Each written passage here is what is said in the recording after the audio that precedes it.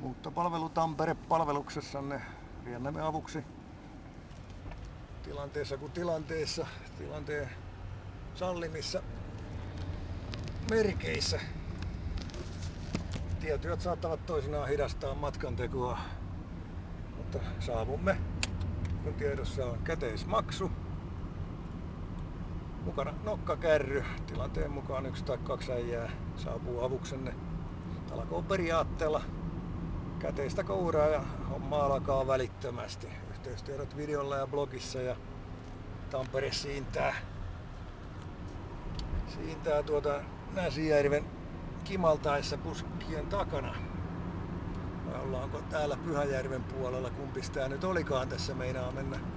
Ollaan Pyhäjärvistä jäätävä oikealle puolelle ja saavumme moottoritielle.